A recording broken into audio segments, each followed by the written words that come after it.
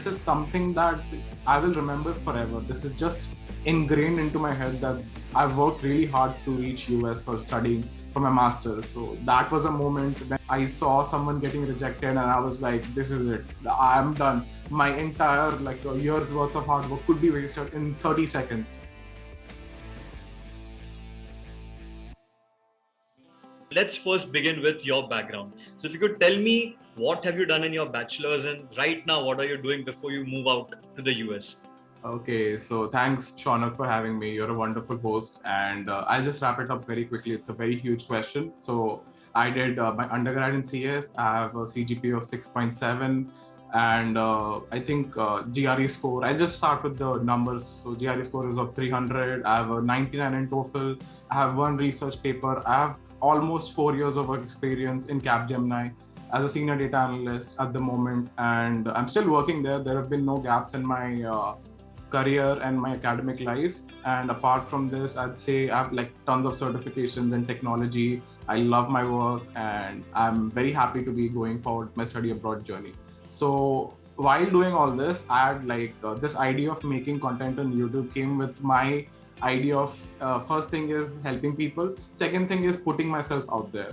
So in between these, I found myself making gaming videos, trying to be an entertainer. But then I want to do something that is very closely relating with my life. So I'm going to have to put a hold on that and go ahead with study abroad content creation. This is what I'm looking forward to, like study abroad and then jobs eventually when I graduate. So yeah, that's about it, I guess. I want to now understand which is this university that you have targeted, where you have finally received an admit from. If you could share those details with us. And also, which were the other universities that you considered, apart from the one where you got an admit from? I would love to know the list. Okay, so the list is a little bit long, I'd say. So I have a list of about 8 universities that I'd like to share that I got admits from. So I got, before I share that, I'll just let you know that I applied personally to 2 degrees. One is the MIS degree and one is business analytics, because for me, what mattered was the end goal, like the outcome from that degree was more important to me than the degree itself. So what I wanted to become was more important than what was being offered, what was the name of the degree. So I went on like this. I went to any university and I searched and I found out that if they have a better business analytics program or if they have a better MIS program, which one's more reputed, which one's like is more aligned to my needs and my goals. So the admits are as follows. I got an MSIS admit from UT Arlington. I got an business analytics admits from US University at Buffalo. I got another admit at MIS at Northeastern University, one of the good admits that I received. I got BAIS admit from University of South Florida. I got UTD admit as well in their very famous business analytics program. I got admit from Cal State East Bay, which I applied after getting inspired by few content creators like UDJ and Nitin Kumar. So, and I got another MIS admit from UMBC. And out of all these, there's just one other different admit. Just for like keeping a backup, I applied to IIT Chicago for MS in CS. So this is a little bit out of box, but I applied because when I was doing this research and everything, I actually didn't mind becoming a CS master's student, but my main goal and main objectives were to complete an MIS or a business analytics degree. So I think, yeah, these are all my admits. I just wrote it down here. I just read it out to you. So yeah, so those are my admits. And the university that I chose to go forward, like that's my final decision, is the University at Buffalo for business analytics. Wonderful. Now that we are talking about applying to the US, right? I'm sure you must have had a very stressful application process, not just physically, but mentally as well. If you could share with us what was that experience like, that would really help the aspirants as well who are planning to study abroad. It's a long process. Like honestly, people like I don't know how many people are aware, but it takes like depending on how prepared you are, you could be around like preparing the study abroad journey for like 1.5 years to maybe in the very least at least 6 months, because you have to fill out your applications. In between that, you go through a lot of struggles. I remember like last year, my struggle of obtaining letter of recommendations, writing my SOP. Like I gave 3 months to writing my own SOP. Like, and out of those 3 months, just 2 months of thinking what to write. and reading SOPs and like interacting with people and community.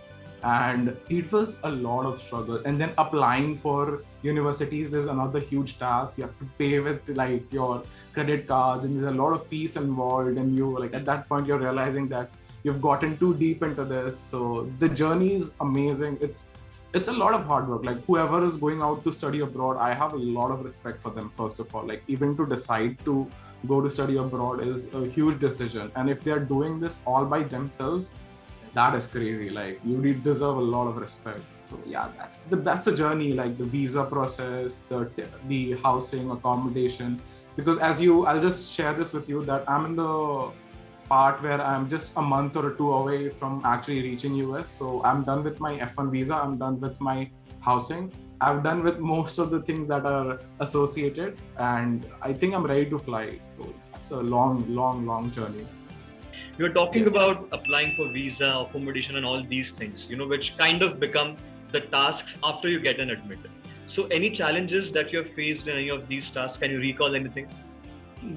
See, if you're connected with like a lot of people and you've been active in the community and you keep talking to a lot of people, there won't be much challenges, because what I see in this study abroad community is that people always reach out for help. Like they just reach out for help, they talk to each other and they clear their doubts.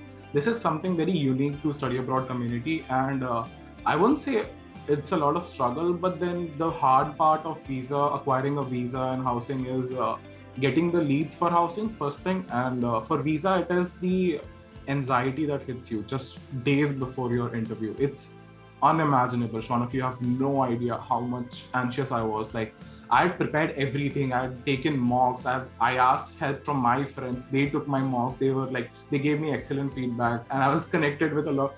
But after preparing my answers, giving mock interviews, getting a decent feedback, and then stepping right in front of the queue, like when 3 people were ahead of me, I was confident till that time. And after that, my nerves just got to me so bad. Like it's not a struggle, but I would say that this is something that I will remember forever. This is just ingrained into my head that I've worked really hard to reach US for studying for my master's. So that was a moment when I saw someone getting rejected and I was like, this is it. I'm done. My entire like a year's worth of hard work could be wasted in 30 seconds.